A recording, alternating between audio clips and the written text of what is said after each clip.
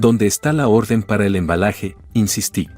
Necesito comprobar la fecha de entrega. Se lo pasé a Mandy, dijo Tad, mi mano derecha, sin apartar los ojos de la pantalla del ordenador que tenía delante.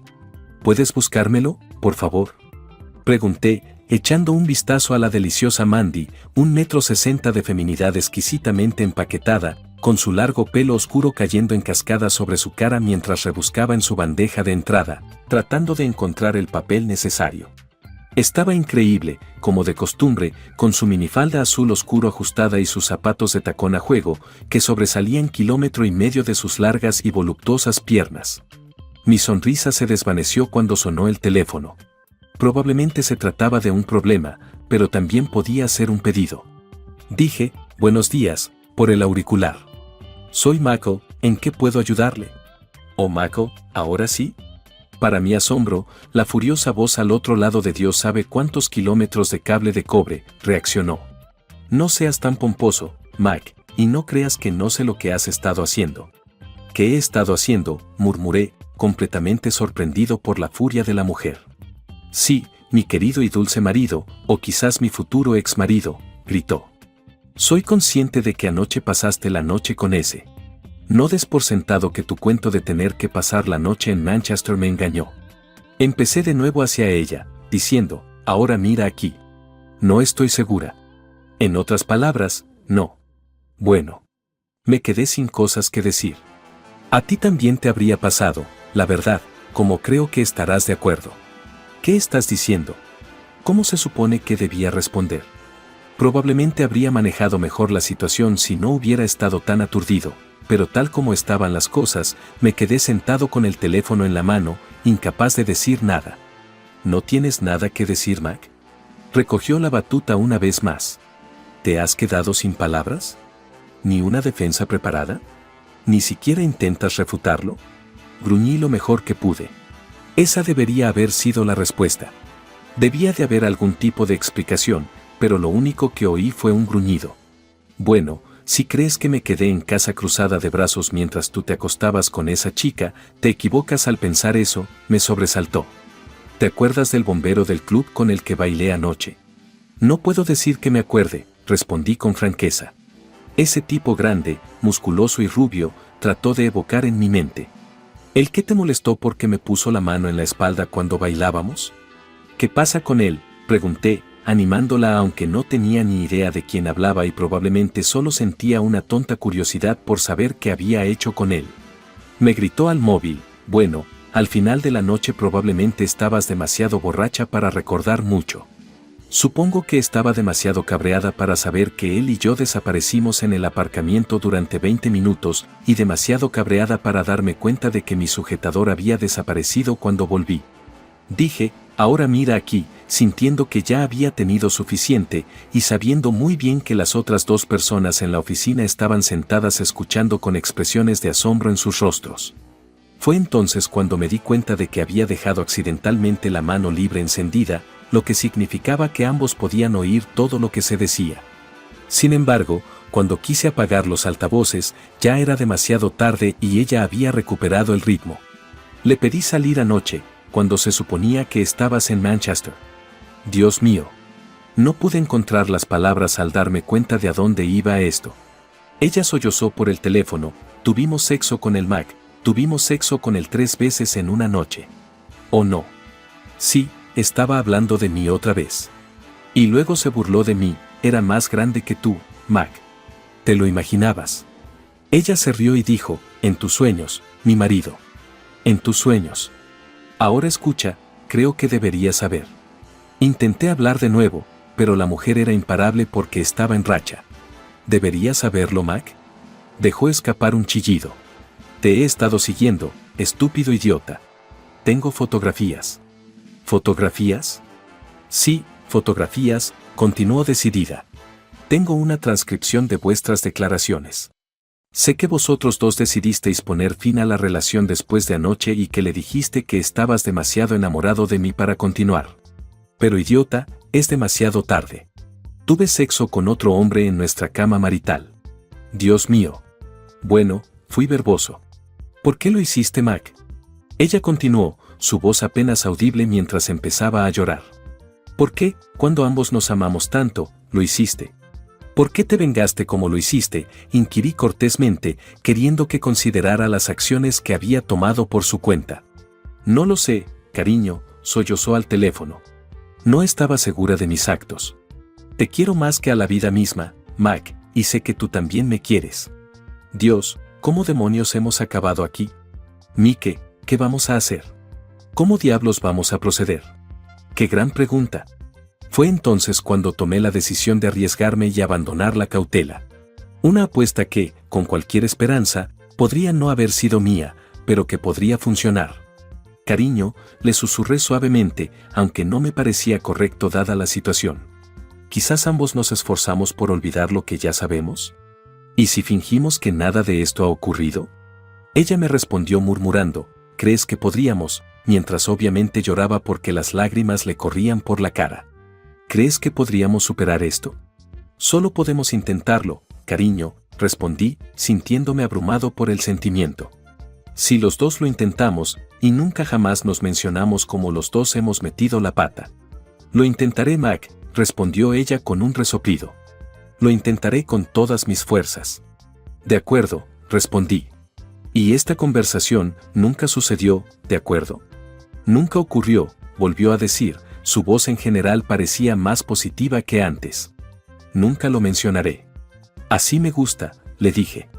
¿A qué hora estarás en casa, Mac? Oh, a la hora de siempre, querida, le contesté. ¿Por qué no vas a lavarte y te vistes? No quiero que parezcas infeliz en el futuro. Te lo prometo, Mac, lo haré, dijo ella. ¿Por qué no vas de compras y te compras algo nuevo con lo que dar la bienvenida a casa a tu diligente marido? ¿Quizá algo sensual? ¿Qué tal un sujetador y unas bragas nuevas?, preguntó ella, sonando de repente mucho más feliz. ¿Solo sujetador y bragas? Me vi obligada a insistir. ¿Y tacones altos?, exclamó con una risa vertiginosa. ¿Te gusto con tacones? Le dije burlonamente, creo que solo las bragas y los tacones altos sería aún mejor. Bragas y tacones, es lo que más me gusta. Ahora me siento mucho mejor.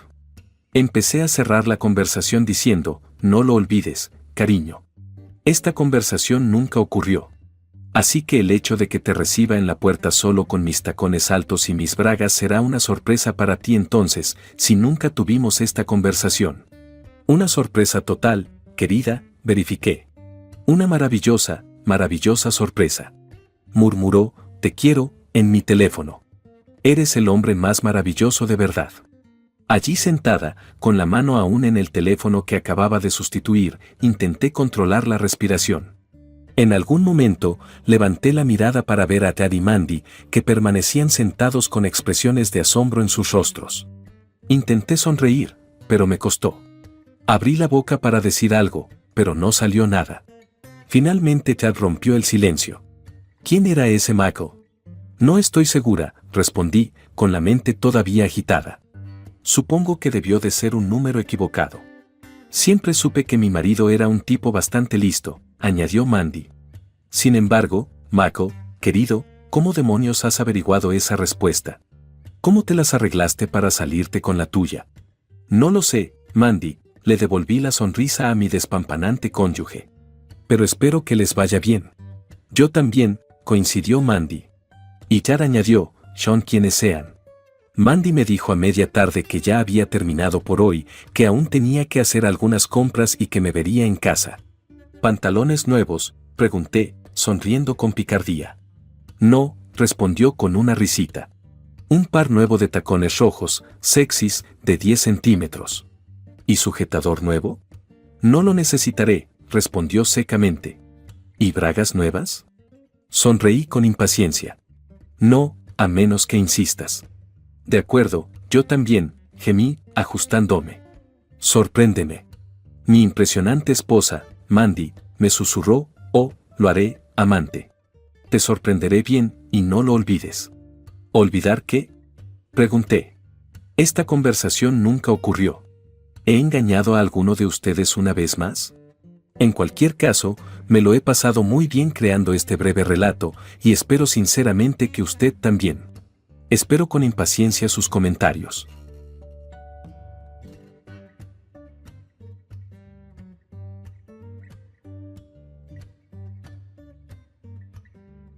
24 de diciembre de 1938.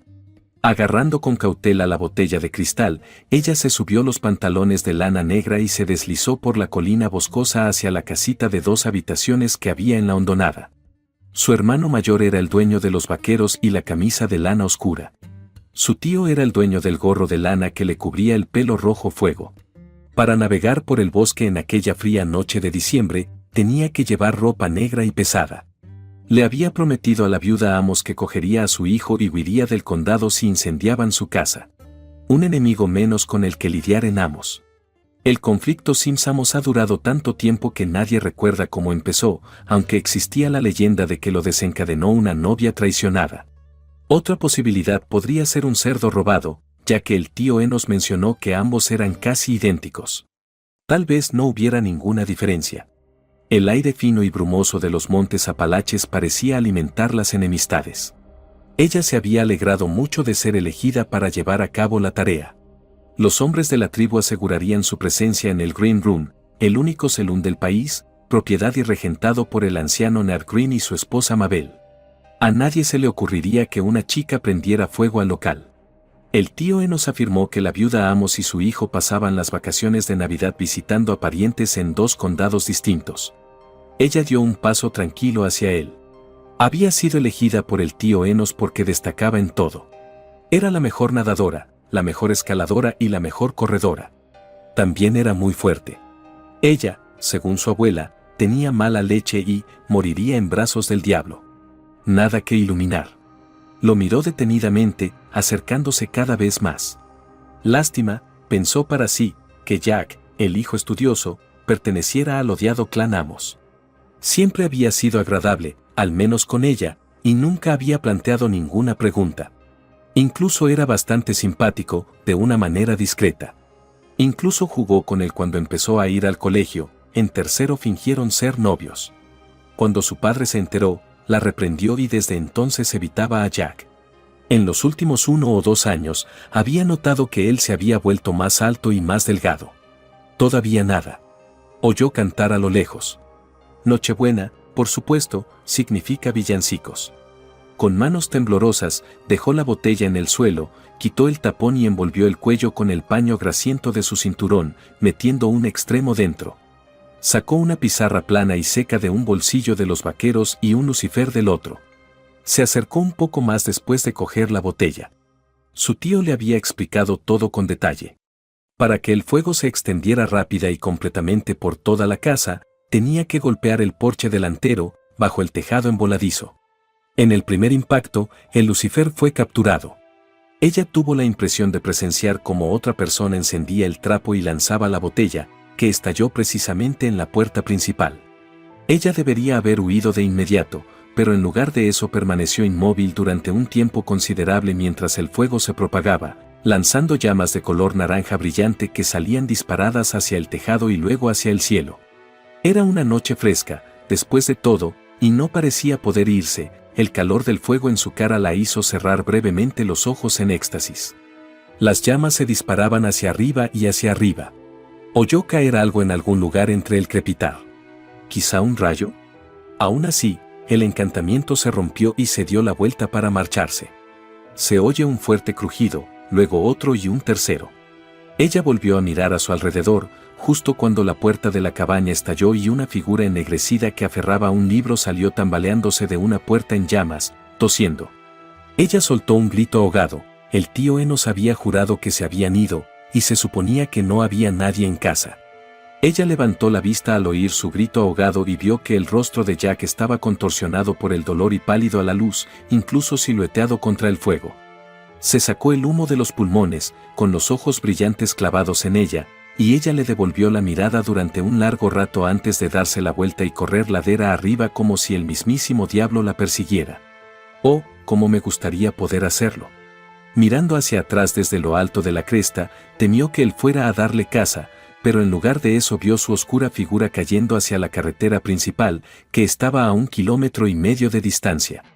Corriendo por arroyos y a través de un aire doloroso, ella corrió hasta llegar a casa de su prima, donde se despojó de la ropa en el estanque y la hundió profundamente con una pesada piedra que ya estaba colocada. Se quitó el olor a humo de la ropa y se puso el camisón antes de subir corriendo las escaleras y meterse en la cama de su prima, donde Mary Sue, de 12 años, se revolvió y murmuró.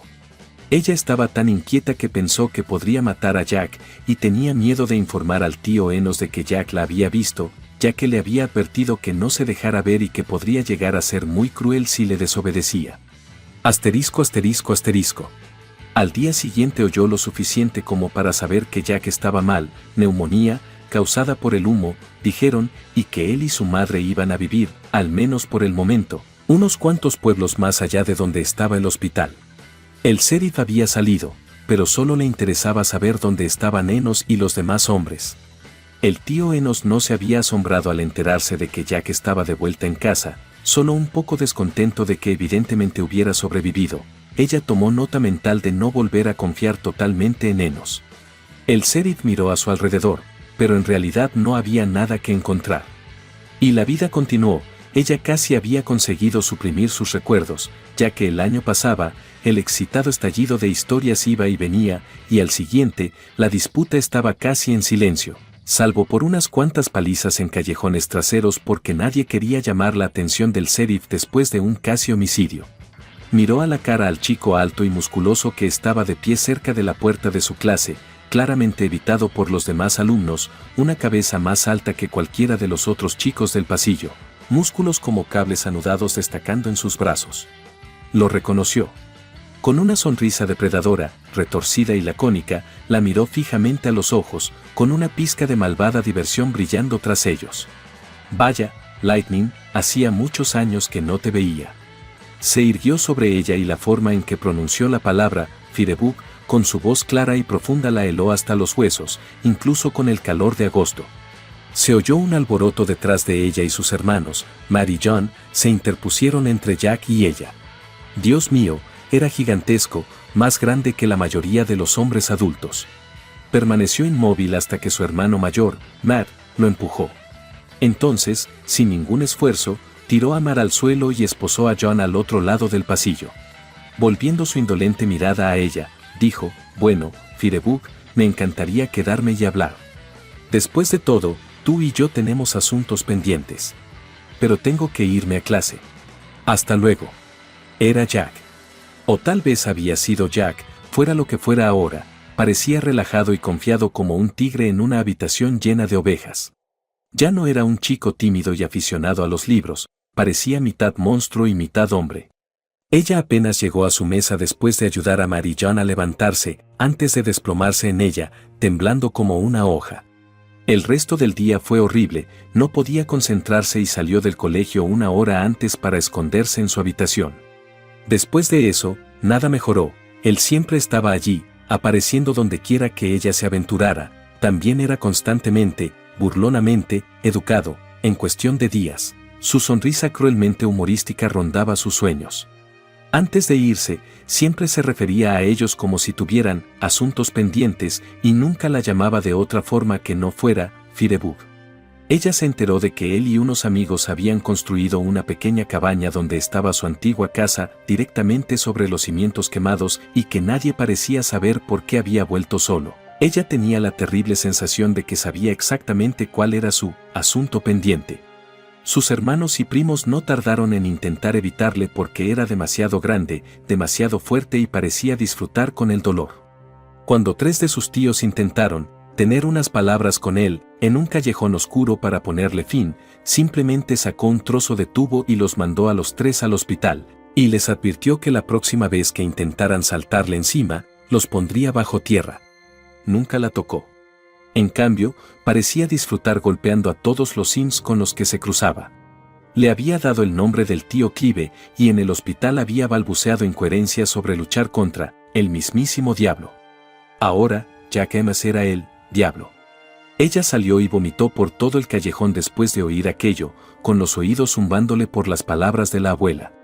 Aunque ella sabía que el diablo acabaría vengándose, no podía evitar tener miedo de ser golpeada. Su padre le había dado mucha práctica en ese sentido antes de que bebiera hasta morir.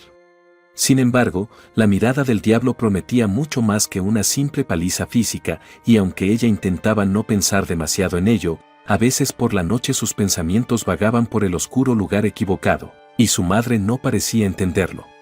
Se había convertido en el mundo entero de ella. No tenía vida social en absoluto, incluso el más ardiente de los chicos se habría abstenido de molestar a propósito a Daddle Emas. Habría estado bien tener un novio como Janet Turnbull y algunas de las otras chicas, pero ella sabía que eso nunca iba a ocurrirle. Su pelo rojo encrespado, con muchas pecas, rasgos ligeramente lobunos y un cuerpo que le valió el apodo susurrado de «maravilla sin tetas». Aunque eso solo lo había dicho una vez en su presencia y le había valido al chico más de un moratón. Más inquietante aún, sabía que se susurraba que Firebug es la chica del diablo. Todo lo que tenía era al implacable diablo pisándole los talones, burlándose de ella y sabiendo que no había salida para ella, siempre la estaba observando, consciente de su impotencia pero disfrutando demasiado con su sufrimiento como para poner fin a su terrible plan.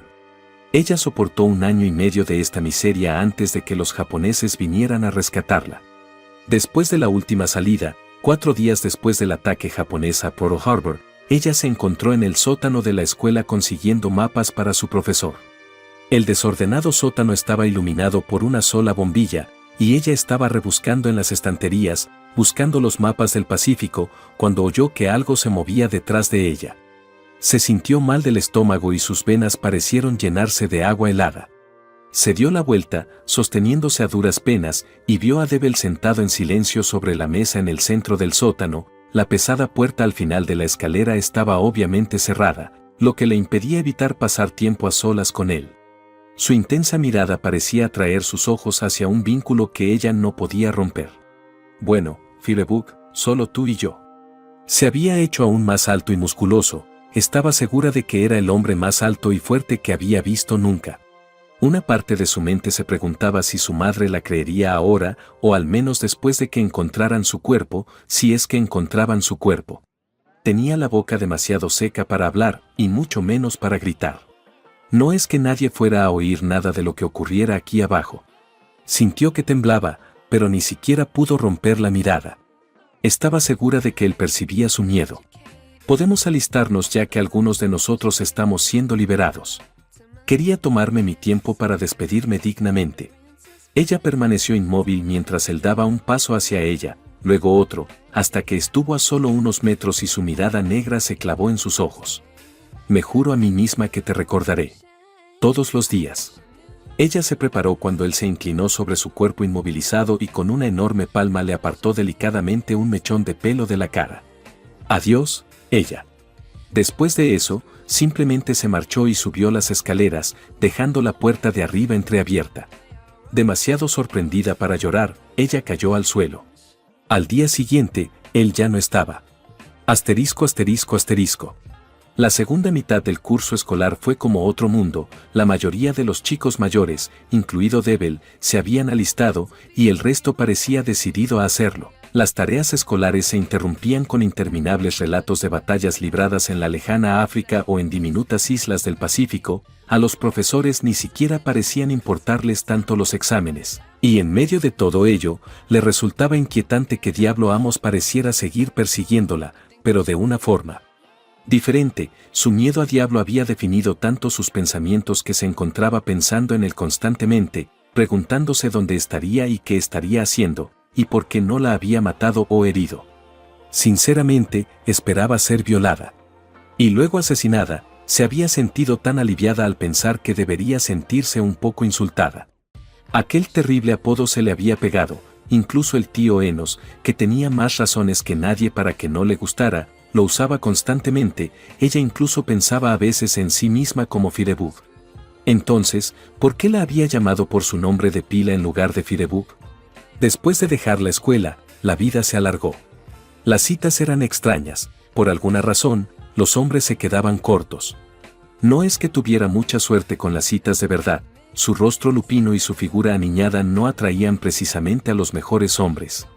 Además, los pocos hombres que se quedaban en la ciudad durante la guerra apenas merecían la pena, y los que estaban de permiso solo buscaban una cosa, que, admitámoslo, a ella también le gustaba. Había tenido muchas aventuras de una noche, pero ninguna relación duradera. Louis Patch había sido el primero y no le había parecido gran cosa, pero con el tiempo se dio cuenta de que le picaba el gusanillo de tener que rascarse de aquella manera, aunque no se tratara de un chico al que realmente quisiera conocer o estar cerca. No se volvió loca por ello como Janet Turnbull, pero tampoco acabó, con un niño, nada más salir de la escuela como Janet. Era bastante fácil ligar en el Green Room, sobre todo después de que las minas se expandieran para satisfacer la necesidad de carbón en tiempos de guerra. Muchos mineros eran solteros, y una chica sin ataduras como ella podía satisfacer sus deseos sin demasiados problemas. La mayoría de las mujeres competían por los guardianes, los que se casaban. Ella sabía que su reputación era peor de lo que debería, solo buscaba compañía una vez cada 2 meses más o menos, y solo cuando no tenía casi ninguna posibilidad de quedarse embarazada. Pero como no tenía otro sitio a donde ir, era asidua a la Sala Verde y las historias se extendían. Las historias no le importaban, se sentía como en el purgatorio, esperando algo que no sabía si existía. El tiempo se alargaba, sus hermanos nunca regresaron de la guerra. Matt desapareció cuando su carguero se hundió en el Atlántico, John murió en algún trozo sin nombre de selva putrefacta en medio del Pacífico. Trabajó como dependiente en el General Store e incluso alquiló el apartamento de encima. La enemistad entre Amos y Sims se había resuelto en gran medida al final de la guerra. De hecho, tras la marcha de Devil, el condado había perdido a todos los amos.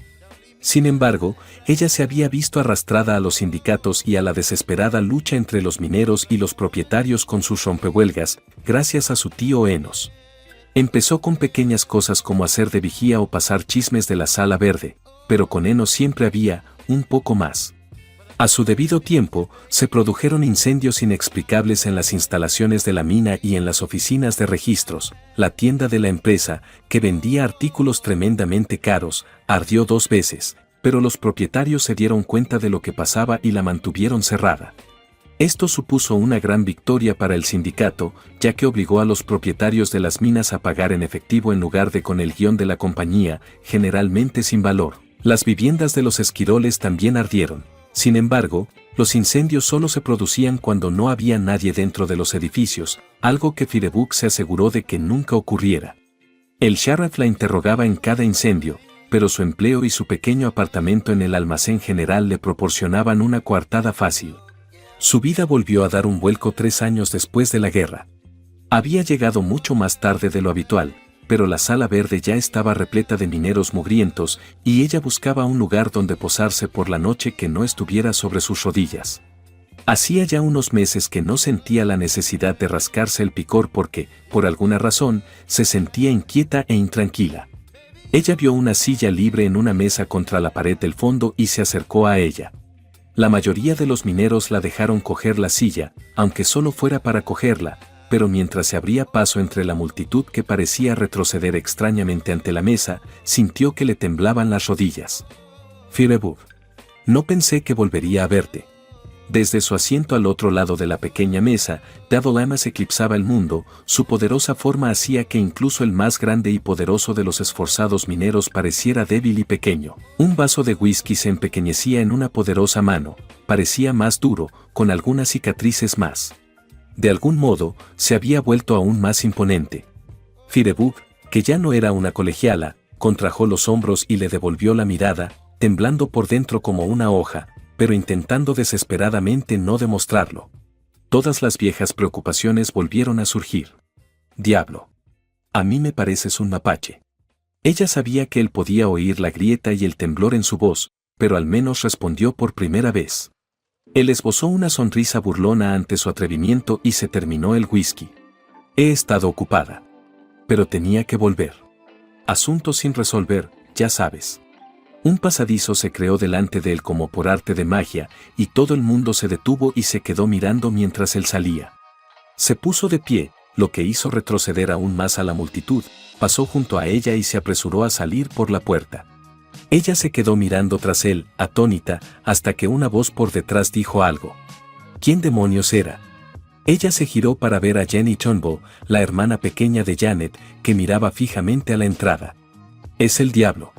Mabel Green se les acercó por un lado. ¿Qué ha dicho? Asuntos pendientes. Incapaz de comprender, Jenny silbó, puedo quedármelo? Con expresión de ataúd, Mabel negó con la cabeza. Gianni, por favor, evita esto. Firebug es la hija del diablo, y cualquiera que se entrometa en sus asuntos tendrá que pagar el precio del infierno absoluto. Confundida, Gianni continuó, ¿qué asuntos? Por fin ella pudo expresar su preocupación, diciendo, Gianni quiere acabar conmigo. Tengo que pagar por haberle convertido en lo que es. Con un rugido hueco en los oídos, se dirigió a casa, fijándose en el apesadumbrado asentimiento de Mabel y en la mirada atónita de Gianni. Pasó toda la noche escuchando los bulliciosos sonidos que emanaban de la sala verde, seguidos del escalofriante silencio del invierno. Estaba segura de que la mataría, tal como había dicho la abuela. Quizás había estado esperando este momento durante los últimos 7 años. Todo lo que tenía para vivir era una pequeña habitación, unos cuantos libros y algunas baratijas. Su ropa cabía en una maleta. En realidad, no tomó una decisión consciente, no tuvo una epifanía. Sin embargo, se sentía más tranquila y en paz que en mucho tiempo. No huiría de su destino. La noche siguiente, entró en Green Room con una premonitoria sensación de calma. El bar estaba menos lleno que antes y enseguida vio lo que había previsto. Double Emmas, sentado en la misma mesa, tomando la misma bebida y mirándola fijamente desde la misma silla vacía. Ella se acercó a la barra, pidió un vaso de whisky a una desconfiada Mabel, fue directa a la silla libre y se sentó frente a él. Diablo. Bicho de fuego. Se quedaron sentados, mirándose fijamente, bebiendo whisky y sin pronunciar palabra, incapaces de oír el ruido de la multitud, viviendo en un universo silencioso de su propia creación. Por primera vez, ella le miró realmente a la cara, sus ojos intensos no vacilaban. Parecía estar examinándola con la misma atención. Después de una eternidad, ambos terminaron sus bebidas al mismo tiempo y se retiraron juntos de la mesa, sin decirse una palabra. Gianni se acercó a ella, pálida. ¿Estás loca? No sé, parecía que tenía que hacerlo. La noche siguiente, y la siguiente, durante semanas, hasta Nochebuena, se encontró frente al diablo en el pub. Estaba claro que Diablo ya había bebido mucho, como demostraban los 2 vasos y las 2 botellas del mejor whisky de Mabel que tenía delante. Ella se había sentado frente a él y había cogido el vaso lleno, molesta por la interrupción de su ritual. Él la miró, la impasibilidad dando paso a algo más triste, más profundo, y se balanceó ligeramente en su asiento. «Feliz Navidad, Firebug. Feliz Navidad, diablo», observó Mabel nerviosa, y el público pareció percibir la alteración. Muchos deslizaron sus sillas más lejos del dúo de bebedores empedernidos. Él bebía con seriedad y ella hacía un gran esfuerzo por seguirle el ritmo, pero pronto se sintió tan inestable como él debido a su pequeña estatura. Cuando se acabó el whisky de la última botella, apenas se mantenían sentados en sus sillas. Con cierta dificultad, Debel se incorporó y ella le siguió. Ella oyó villancicos procedentes de la iglesia cuando se abrió la puerta y salió a la calle. Maldita sea, era Nochebuena, por supuesto, y ella enrojeció de rabia ebria. Solo consiguió mantenerse en pie mientras se retorcía hacia la puerta, y eso fue un gran logro. Se obligó a atravesar su incertidumbre, el mundo un ente que giraba y se retorcía, hasta que finalmente llegó a la puerta y la empujó para abrirla. Asterisco, asterisco, asterisco.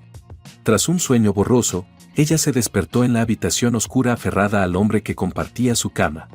Movió su muslo desnudo sobre él, sintiendo que su picor se disparaba. Parecía que aquel hombre era grande en más de un sentido. Deslizó el muslo por encima de él hasta que estuvo listo y se echó encima de él. Era muy grande. Aunque estaba mojada, le costó introducirlo dentro de ella. Sintió que él empezaba a moverse con ella, un movimiento confuso y torpe, pero que la llenaba gloriosamente. Uno de los mineros, supuso.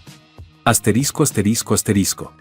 Ella quedó momentáneamente cegada por la tenue luz invernal que entraba por la ventana, así que rodó hacia el borde de la cama, parpadeó varias veces y luego volvió a rodar hacia el gran minero y la cálida mancha de la cama. Le miró a la cara y jadeó, la calidez y la perezosa somnolencia sustituidas por una alerta mortalmente fría. Al instante se encontraba en el frío suelo, agarrando lo primero que tenía a mano, una especie de martillo de aspecto extraño que había en una cómoda junto a la cama. Luego retrocedió, tropezó con un par de pesadas botas, pero mantuvo el equilibrio mientras intentaba desesperadamente mirar a su alrededor sin apartar los ojos de él. Ella le apuntó con el martillo como si fuera un talismán, y los ojos de Diablo parpadearon, y se puso en pie al otro lado de la cama, mirándola atentamente, ligeramente agachado. «Quédate atrás». Ella se sintió tonta por sostener el martillo, pensando que realmente podía hacerle daño, pero lo guardó de todos modos, empezando a buscar su ropa. Devil Amos le hacía parecer un niño indefenso, y ella estaba sola con él en su cabaña, la que había quemado hasta los cimientos con él dentro. Retrocedió en silencio y se enderezó. Devil levantó lentamente su enorme brazo y señaló sin palabras el suelo detrás de ella. Ella retrocedió hasta que vio sus ropas amontonadas y, al hacerlo, tuvo un vago recuerdo de haber irrumpido por la puerta y haber sido despojada de su ropa, aunque no estaba claro en qué demonios había estado pensando o qué había sucedido después, aparte del dolor palpitante entre los muslos. Ella se esforzó por subirse el vestido por encima de sus caderas casi inexistentes y luego se metió un brazo cada vez. No podía ver su ropa interior, pero realmente no le importaba en ese momento. Consiguió ponerse los zapatos y necesitaba salir de aquí, a un lugar seguro. Devil retrocedió hacia la pared opuesta, sentándose finalmente en una silla junto a ella. Devil la miró, diciendo, «Ella. Por favor, coge mi abrigo. Está nevando mucho». La había llamado ella una vez más. No se había movido en absoluto, pero con la luz aumentada ella pudo ver cicatrices. Como llamas congeladas, rojas y furiosas, en el lado derecho de su torso fuertemente musculado. Otras cicatrices. Extrañamente redondas. Balas, sospechó, en el otro lado. Miró por la ventana para confirmar la veracidad de su afirmación y se volvió rápidamente hacia él. Lenta y gradualmente, señaló a su derecha, donde ella podía ver un grueso abrigo colgado de un hule. El abrigo le llegaba casi a los pies cuando por fin consiguió bajárselo, lo que le costó varios intentos debido a su peso. Se acercó a la puerta y la abrió a sus espaldas, sintiendo una ráfaga de frío y nieve alrededor de las piernas. Asintió mientras ella le lanzaba una última mirada. «Feliz Navidad, ella». Todo lo que ella pudo decir en respuesta fue, «Feliz Navidad, Jack». Él se había puesto los pantalones y estaba de pie, descalzo y sin camiseta en la nieve, justo al otro lado de la puerta, mirándola irse. Ella se apresuró a salir por la puerta, cerrándola tras de sí, y echó a correr. Casi chocó con un vehículo excedente aparcado junto a su cabaña. No se volvió hasta llegar a la carretera principal. Antes de darse cuenta, estaba cerrando la puerta de su habitación en la parte trasera de la tienda, temblando, pero no de frío, y aún poseía su martillo de aspecto extraño. Asterisco, asterisco, asterisco. Cuando por fin se obligó a volver a la habitación verde después de Año Nuevo, lo encontró sentado a la mesa con una botella y 2 vasos, exactamente como había esperado. Intentó luchar contra las ganas de quedarse, pero se sintió arrastrada sin control, como un barco atrapado en un vórtice. Le sorprendió su saludo aunque no parecía sentir nada. Ella. Después de un largo periodo de contemplación, ella respondió. Jack. Después de volver a casa, intentó considerar las implicaciones de lo que había pasado. Ya se había dado por muerta, pero no estaba segura de lo que pasaría después. Se había sentido cómoda, en cierto sentido, sabiendo lo que pasaría y que era inevitable, pero ahora se sentía más que un poco inquieta. Tenía miedo de albergar esperanzas de que el uso de su nombre de pila significara algo diferente, pero algo había cambiado. Otros le habían contado historias sobre él. Decían que había ido a la escuela, que había aprendido a ensayar rocas y minerales y que había trabajado para empresas estimando el valor de sus propiedades. Eso era lo que hacía aquí. Su calma, su equilibrio, volvieron en cierta medida, aunque no tan firmes como antes de Navidad, y volvieron a su rutina nocturna, con solo el cambio de nombres para indicar lo que había sucedido. 1 mes y medio después, pasaba por delante de la parada de autobús de camino a la Sala Verde. Últimamente se sentía indispuesta, como si estuviera enferma, y tenía problemas para terminar de comer. Se sintió aliviada porque el malestar estomacal había remitido un poco desde que empezó el día, y se preguntó si estaría bebiendo demasiado, aunque nunca antes le había pasado.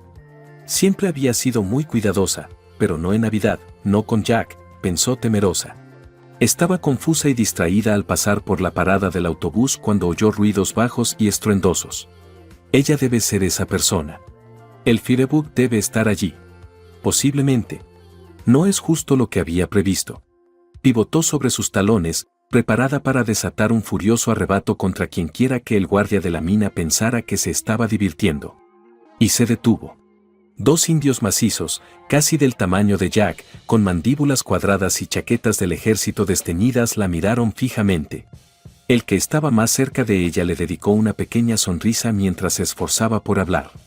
Tú debes de ser Alan Sims. Entrecerrando los ojos, asintió. ¿Qué quiere decir con no es lo que esperaba, jefe? Me imaginaba más bien a una Lana Turner con el pelo rojo dorado, dijo la otra persona. El primero soltó una carcajada. Tengo que coincidir con eso.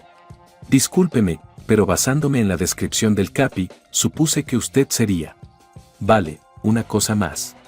¿Quién demonios es Capi y por qué piensa eso de mí? Nuestro capitán. Servimos con él en la aerotransportada.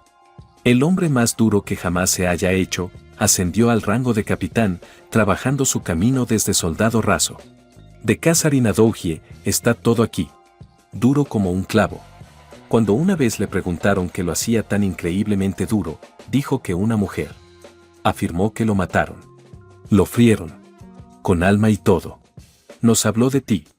Eso también explicaba por qué siempre llamaba a ella Mae a nuestro lanzallamas cuando estaba cabreado con él, dijo el otro con una sonrisa de tigre.